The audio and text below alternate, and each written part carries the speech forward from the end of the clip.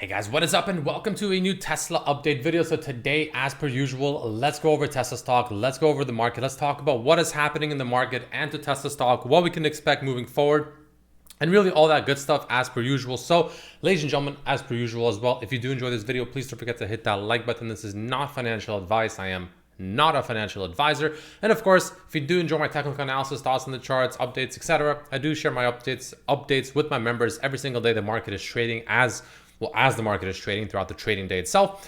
In my YouTube members section down below, the link is there, of course, so definitely check it out if you're interested. For just $3 a month, again, pretty cheap in my opinion.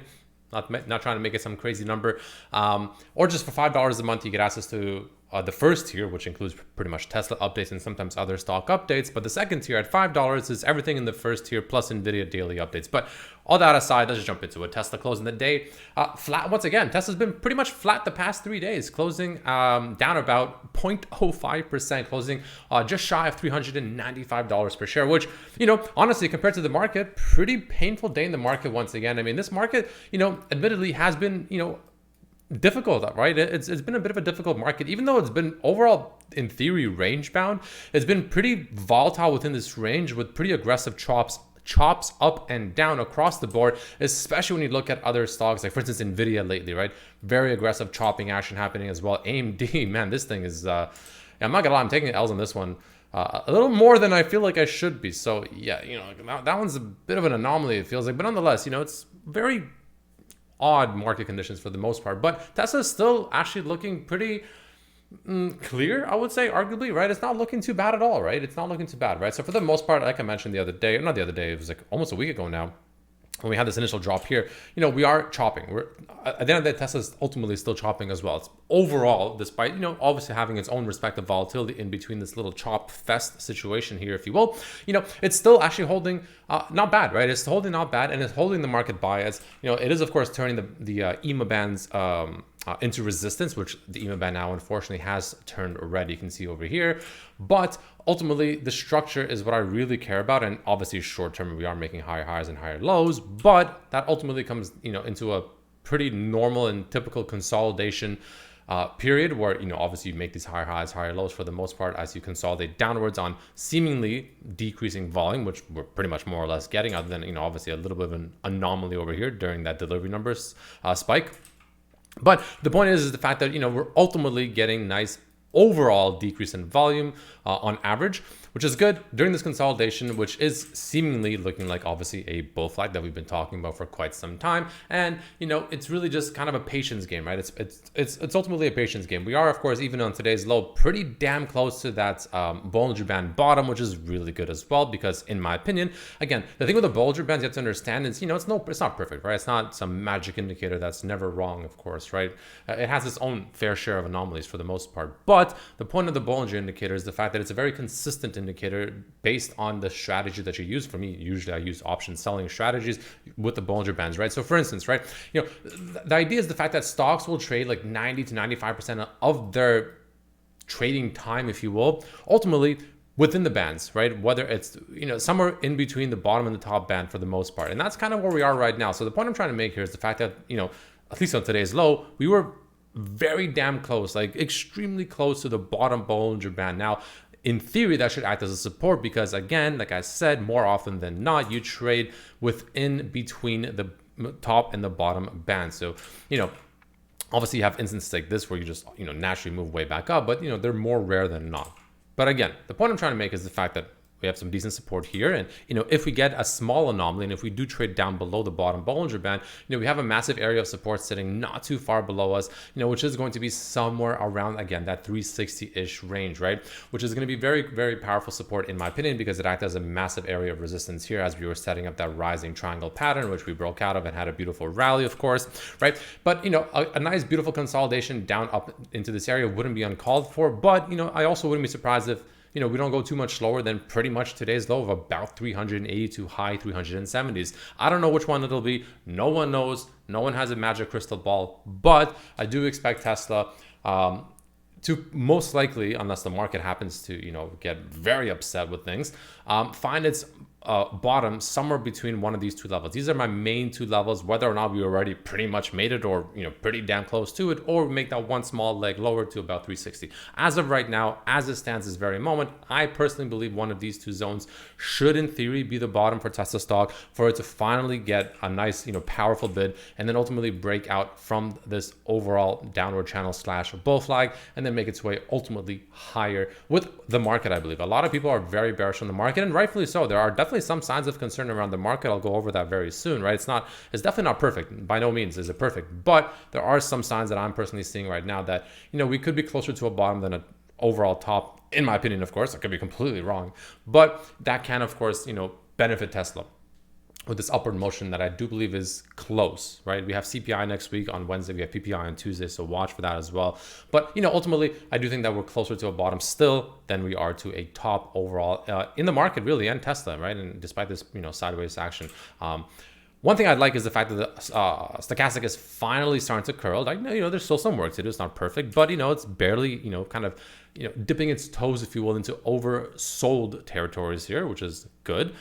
And it's starting to curl in oversold territories. Now, obviously, there's still some work to do. It's not perfect. And I still think that some consolidation and overall choppiness is most likely in play for Tesla stock, right? Whether we just kind of go sideways like this for the next, few days or week or whatever long it takes, or, we do still bleed a little bit lower, ultimately back down, maybe another maximum, I would say, at least from the close today, maximum.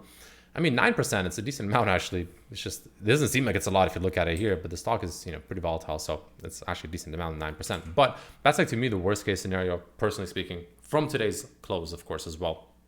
Strictly speaking from that as well. And yeah, that's just kind of the way I look at it right now, right? It's really not that more, that's not that difficult, right? Taking a look at the weekly candle, right? Pretty decent weekly candle, right? It is actually setting up arguably, yeah, it's pretty much an inside day or inside week candle as well. We're pretty much within the full range of last week's candle, which is interesting. But ultimately, another way to look at it is the fact that, this area back here was an absolute massive area of supply and or resistance, really. And, now we broke out of that massive area. We broke past what, could have been a pretty powerful area of resistance and supply.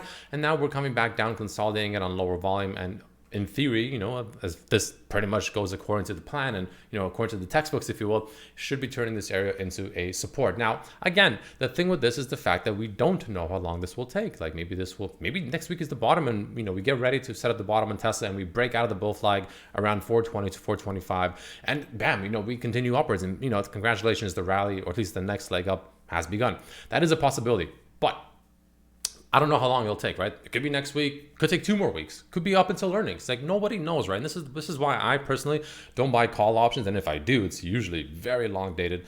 And even then I don't do it usually because I don't know. I don't know how long it'll take, right? If there's one thing that's arguably next to impossible to predict in the market, it's time. It's the timing, right? The timing is like, who knows? Like, I don't know if this is, if it's going to happen Monday or Wednesday or Friday or Monday after that or the Wednesday, like I don't know, right? Who knows? Nobody knows. But what I at least feel like I know, or at least I'm pretty confident in, is the fact that we're closer to a bottom than a top. And I think one of these two ranges should be that until we ultimately break out, which I think above about 420 to 425 should be a break of the bull flag. Really depends on when it happens, of course, because it is, it is descending. So that range to break out is descending with it, of course, as well. But as of right now, about 420, I would say, is that, level to break for this nice, beautiful bull flag breakout early next week, if it happens that quickly. But yeah, that's really just my overall, thought process, right? That's kind of the way I'm looking at it right now. Now, again, that's the more bullish side. Now, let's talk about some bearish things, right? If there are some bearish things to talk about, it is going to be the fact that the weekly, despite, the structure looking pretty good, despite us breaking out of, what could have been a massive area of resistance and now, coming back down into it from above, down into below, which now should, of course, like I said, act as a support. That's all good news. But the thing that can be a little bit concerning is the fact that on the weekly time frame, we're still a little bit overextended, right? We're still a little bit heated here. You can see we haven't even reset to the mean, if you will, of the weekly chart, which currently is sitting at around $310 per share on the Bollinger Bands. So, we are still a little bit on the elevated side, that's for sure.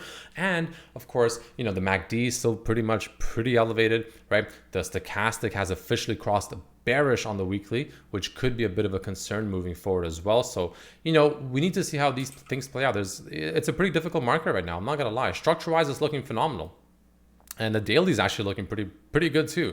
the weekly, despite the structure looking good, these indicators down here, they make me a little bit concerned, I would say, right? It's a bit contradictory almost. So it's a difficult read. It's a difficult read, not gonna lie. But yeah, I do believe that what this probably means is the fact that if the daily does have these rallies, because the weekly is obviously substantially slower than the daily, right? The daily is essentially like what, 5 times faster, or the weekly is like 1/5 of the speed, if you will, or so. If we do, and when we do, I should say, get this daily bull flag play out, and we do make this rally back up to, let's say, 460, maybe even fresh all-time highs, I would expect that rally to ultimately potentially get sold off pretty aggressively, because one thing we could potentially start doing is a bearish divergence on the weekly chart. So let's say we do make a rally, we make our fresh all-time highs, and then say we go to, I don't know, 510 or something like that, or 520. The RSI makes its way back up, and we will start making a bearish divergence on that, and that is where things can really start getting a little bit concerning, and that's where I think some serious profit taking can potentially start to truly happen. But again, that's just me thinking way far ahead. So let's just take it day by day, week by week. As of right now, the weekly structure-wise looks good, but the indicators are telling me the fact that any actual true rally that we get from here, which I think we will, should most likely get sold off, and then we should, in theory, actually start a correction. But again, it's a weekly chart. It can definitely take some serious time before that comes to fruition. So keep that in mind. But nonetheless, that's my expectations and my kind of current read, if you will, on Tesla stock. Going over to options flow using Cheddar Flow, link is below. Of course, if you're interested to check out or try out Cheddar Flow yourself, you get a discount as well if you use it. But jumping into it, Tesla, for the most part, options flow is a little bit muted today. I'm not gonna lie. It was a bit of a muted day today in the market. It feels like in terms of options flow, not too crazy, a bit less than usual for the most part. But with that being said, the bulls are still overall dominating the bears. For the most part, in terms of overall premium loaded throughout the day. And in terms of confirmed bullish flow, let's see if Tesla's anywhere on this list to be found. So it's not found on the confirmed bullish flow. Maybe it's found on the confirmed bearish flow. It is actually all the way down here, just shy of 4 million. Nothing really to write home about. So yeah, pretty muted day in the options flow, to be completely honest with you. But let's see how it goes. I did want to talk about the market extremely quickly. So let me just very quickly go over that. And the way I want to look at the market is pretty simple, right? Now, obviously, like I said, there are some concerns, right? For instance, both bands on SPY and QQQ now officially have both turned red. So, we have a bit of a concern there, right? Definitely a bit of a concern there, but it's not always that bad, because for instance, you can see, they definitely turned red here, and then, we just ended up rallying right past that not too long after. So could get that, could get this kind of move right here where, we get maybe one more move to the downside, one more shakeout on Monday and or Tuesday, which is kind of what I expect right now. For instance, for QQQ down to about $500 per share, SPY can make its way down closer to about $575 per share, something like that, which was an area of previous support, resistance, support, right, et cetera, et cetera, et cetera. And that could be the bottom for the market, at least temporarily, for the maybe the next, I don't know, month or something like that, right? And the reason I say that is because, okay, if I zoom out, like the market, whenever you're using the Bollinger Bands with the market, right? Obviously you have, these bands in the middle for trend, et cetera, great. But more often than not, like I said, especially for something like SPY and QQQ, whenever you get to the bottom end of these Bollinger Bands like this, right, you do ultimately get a bounce. You even got that short-lived bounce that, about a week ago. And now we're kind of back at that bottom end of the Bollinger Band. And the point I'm trying to make is, more often than not, when it touches the bottom bands like this, you find a bottom. You do find a bottom. Now you have slight anomalies like this where, you do kind of make your way a little bit further down more aggressively very quickly. Yes, that does happen. But both times have resulted in a pretty quick spike back up in the opposite direction regardless. So the point I'm trying to make here is the fact that the market doesn't come back down to these bottom Bollinger Bands super duper often. And when it does, it's usually much closer to a bottom than it is to a top. So just, take that for what it's worth, right? Same thing with QQQ, same pretty much idea overall, right? You can see if I zoom out over here, not often does it come back down to the Bollinger Bands, and it doesn't stay on the bottom bands too long without at least some bounce before ultimately finding, a true overall trend reversal, right? Same idea for the most part, like quick little small touch over here, and look at that, bam, small touch over here, bam, right? Same idea. This one's a bit more aggressive, but nonetheless still found an overall bottom. This one is obviously much more aggressive. This was very, very aggressive. Obviously anomalies happen, like I said, but look how many times this didn't happen into one instance that it did happen to where it really hugged the bottom line for quite some time, right? So the point I'm trying to make here is the fact that, whenever it touches the bottom of the bands, it's usually more often than not, like 90% of the time, again, there are anomalies, closer to a bottom than a top. It's just, it is what it is, right? And I think we're pretty much there right now. Also, you can make an argument the fact that if I take away these bands, all the bands for now, the structure on QQQ is actually not setting up too bad. I mean, everyone's really bearish right now.